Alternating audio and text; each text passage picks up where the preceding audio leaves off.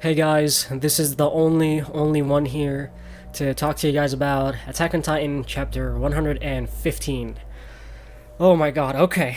I'm gonna try and contain myself here, but I was pretty excited for this chapter, and it certainly has delivered a lot of juicy information for us. We now really know what's going on with him and Eren, and man, I'm just really excited, especially because of the last panel where we saw Eren and Peak. Whew, okay, things are starting to kick up. All right, things are starting to kick up. So the chapter starts right off with the Hanji squad, or Hanji and Flock, going in a group, and they notice kind of like an explosion in the distance. They thought it was lightning, and Hanji knew that it was a lightning rod. And so they go and investigate it and see what's going on. But before we get to that, we see a shot of Zeke, and Zeke is not having a good time, okay? Zeke is destroyed. And what we see is him kind of going through his thoughts, kind of like last thoughts. He's going back through his memory, and right then he kind of starts to give us more information about him and Zeke. And this is information, this is not anything new. This is something we already knew about, how if he touches somebody with royal blood, or if they, shake hands or whatever, the coordinate or the Founders Titan's powers can be accessed. This is what we saw. If you guys remember back when he touched Dina, which was Grisha's former wife, when he touched her, he was able to use the power to command the Titans, and obviously everybody remembers that scene. It's a very iconic scene. And what's so interesting is, like I said in the last chapter, of saying that Xavier was basically this father figure for Zeke, he literally calls him dad in this chapter. So we see him calling him, I'll make sure I think he was saying something like, I'm going to make sure I'm going to do it. I'll find somebody who I can trust, dad. Right after he takes the Beast Titan from him, after he does that. So after Zeke inherits the Beast Titan, we see kind of like how he met with Yelena, and how, ironically, he was basically backing this opposition group to Marley. And what's so interesting is, really what they were saying was really no different than Grisha's group or Owl's group. It's really, really, it's very, very similar. There's not much difference in it. But in this case, they're kind of more focusing on Marley's, hands, or Marley's grasp, and how they're kind of like so obsessed with the Titans, and that's what they shouldn't be doing that. While Owl's group was more of like, we need to get back Eldia to its former glory and whatnot and whatever. And I'm very sure that this group also stands for that too, but the dialogues we see is just basically about how Marley is basically out of hand now. Now, we might think, or some people might think, or the question is raised is, why the hell would Zeke ever do this? And I think the answer to that is, of why he would make an opposition group, is because he needs people for him to conduct his plan, right? And unfortunately, Marley would obviously not be with him on his plan of just erasing the Eldians, because in some ways the Marleyans have basically capitalized on the powers of the Titans, and they need the Eldians for that, because the Marleyans themselves can't harness the power of the Titan. They can't Titanize, unlike the Eldians. So I don't think Marley's, they wouldn't just dispose of this resource or this weapon all of a sudden, even though they really hate, and they always spread hate towards the Eldians. They definitely still want to keep that power of the Titans to themselves. So him creating this group, although very ironic, I think makes a lot of sense, because he needs people that he can trust and that can carry out his plans for him. And obviously we know that it's worked out great for him, because that group made contact with Paradise Island, and they were at least acting like they were working with them. And obviously now we know they weren't really working with them from the start, because they poisoned the wine and all that. Now, another really interesting thing is, we see later on in the chapter, now I'm just kind of skipping ahead real quick, but we see Yelena talking, or Yelena, however you say her name, talking to Pixies, and the thing is, I really don't think the group that's under Zeke actually knows the euthanasia plan. I really don't think he's gotten actually all of them under his plan. I think nobody really knows his actual plan except for Aaron right now. I think I'm trying to think if somebody else knows about his plan, but I don't think anybody else except him and Aaron know of his euthanasia plan.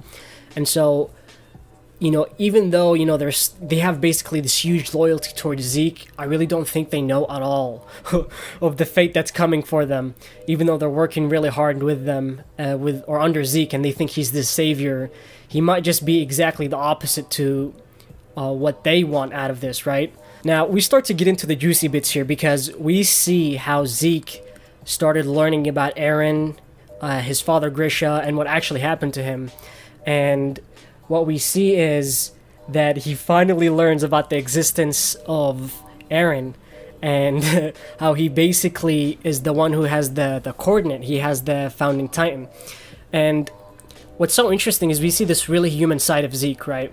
And we see that Zeke is not just your typical villain. He has these emotions, he has these feelings, and he's kind of in a way sympathizing with Aaron. He thinks that he's gotten the same treatment from, like the way that Grisha has treated him. He thinks he's treating Aaron the same way, but we know that's not true. We know that, from seeing Aaron, how he loves his mom, how he loves his dad. Well, maybe. I'm not sure. We haven't really gotten too many panels of him saying that he loves or showing affection towards his dad, but I really wouldn't doubt that he's very affectionate towards his dad, just like his mom. We've mostly just seen him be very affectionate towards his mom. Anyways, this is where we really kind of get to the juicy bits of the story, and we kind of from this can infer or learn of whether Aaron is actually on Zeke's side or not. And my answer to that is I really don't think he's on his side. I really don't think so. And there's a lot of indicators in this chapter to show that he's not actually on his side at all. So what we see is, first of all, we see Zeke and he's saying stuff like, oh, it means he's suffering the same as me. We're a victim of our father. We're being brainwashed by him. But we know that's not true at all for Aaron. And so there's like this contrast that's made. And one of the interesting things is in the flashback right away, when he walks into him, right, when he sees Aaron, he's like, oh, you're starting to look a bit like my father, right? Which is really interesting. I think that's a metaphor to show or to say that Zeke didn't look like his father and he didn't follow his ideology. Aaron looks like his father, and so therefore he must follow his ideology. But anyways, further proof to that, I think, is when he's talking to Aaron, right? And Aaron, I think he's just making this up. I don't think he actually believes in this.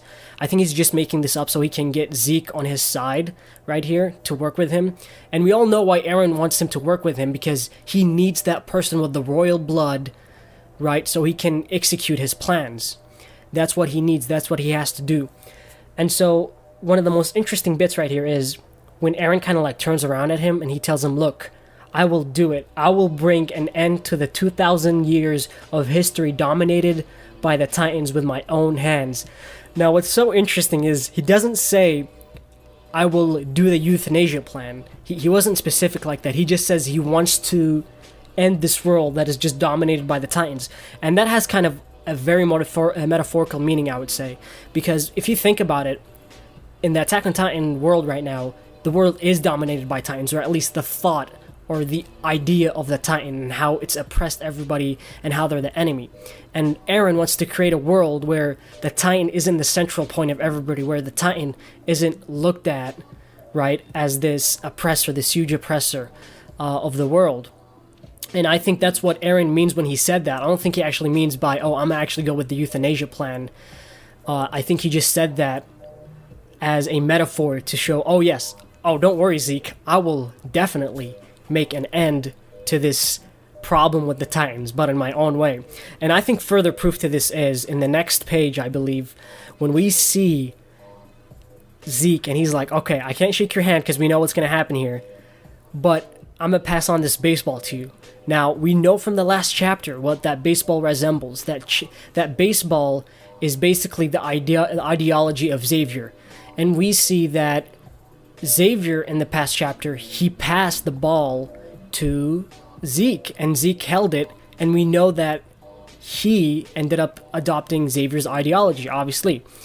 What we see in this chapter, though, we see Zeke throwing the ball, he's like, oh, catch, take this, right? But we never see Eren actually taking the ball, which I think is a big, big metaphor to show that the ideology of Eren Yeager is not the same as Zeke. It definitely is not. I really don't think so.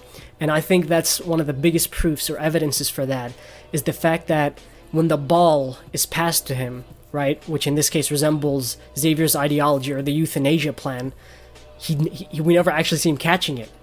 And what's so interesting is we see Zeke throwing it, which means he's telling it or he's trying to pass it on to Eren, but we never see Eren catching it, meaning even though he's trying to pass it on, Eren never actually is going to take that. He's never going to take that ideology. And I think that's just further proof that Eren is not actually working with Zeke, at least not in the way that Zeke thinks he is. He's not going to go with the euthanasia plan. Now, the next part is probably the most BS part of the chapter, and I know a lot of people are going to call this a ass pull, and I can exactly see why, because this Titan out of nowhere, right, comes out and for some reason rips their stomach open, puts Zeke into it, and all of a sudden he's like ends up regenerating somehow.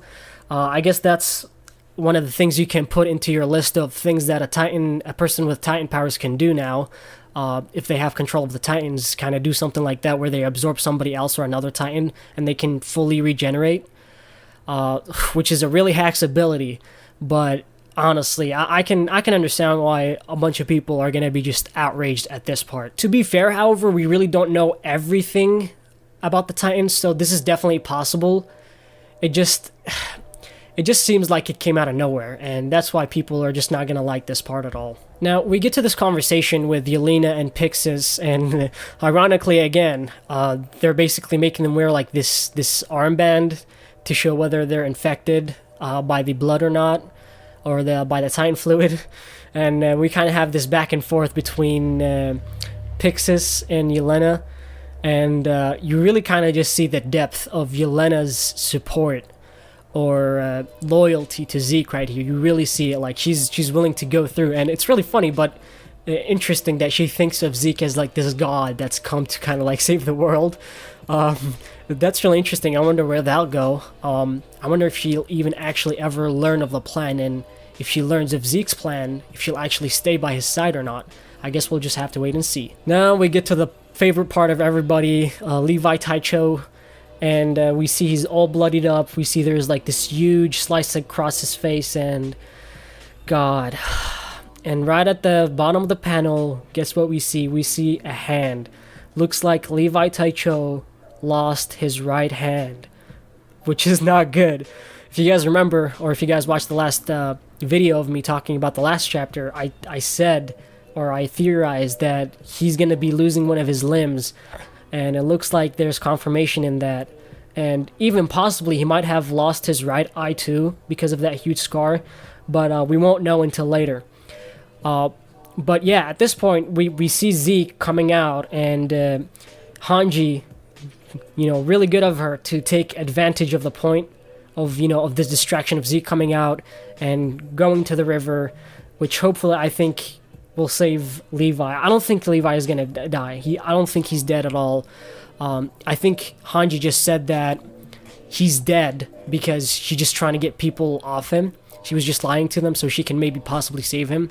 And that makes a lot of sense because then right after that she just jumps into the river. So why would she do that if Levi was actually dead? So I think definitely Levi is dead. Sorry guys. I think he's definitely still alive, but he might have gotten a handicap, or it's going to take him a while to recover. While as Zeke, he's already all the way recovered, man. This dude is like, he's coming out, he's like fresh. Finally, at the end, we see Eren meeting with Gabby. And, a lot of people wanted Eren and Gabby to talk, but I guess we're still not going to get that because Peak decided to intrude. But what's so interesting here is that Eren actually knows the intruders. He knows that there's people that from Marley that have infiltrated, and he's like, oh, I'm gonna use Gabby as a way to like bring them out. I wonder how he learned about that, but he does know about that. And so Pete comes in and she's like, oh, you better not move, hold the gun to his head. And I think we will see something very interesting come out of that. Now remember, Peak has no idea what's going on.